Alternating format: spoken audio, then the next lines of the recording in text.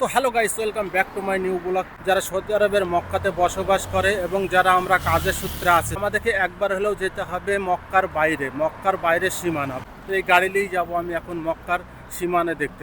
তো বন্ধুরা, আমার রুম থেকে মক্কার বাইরে যেতে গেলে 5 কিলোমিটার যেতে হবে। চলো বন্ধুরা, একটু সৌন্দর্য উপভোগ করতে করতে যাই ওই 5 কিলোমিটার রাস্তা।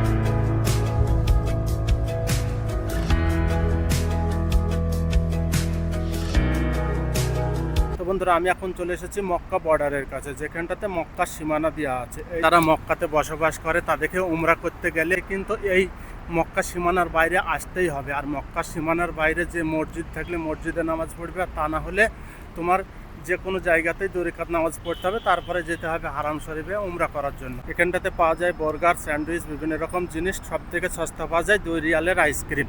বন্ধুরা, আমাদেরকে এখন যেতে হবে এই ব্রিজের তলা দিয়েই, তারপরেই পাবো আমরা মক্কার সীমানাটা। বন্ধুরা, এই দেখো, এইটা হচ্ছে মক্কার হুদুদ। এই হুদুদটার লেগে আমার এখানটাতে আসা তোমাদেরকে দেখানোর জন্য। এরকম ভিডিও দেখার জন্য আমার চ্যানেলটা সাবস্ক্রাইব করে দিও। পরবর্তী ভিডিও ইনশাল্লাহ মসজিদ জানানো।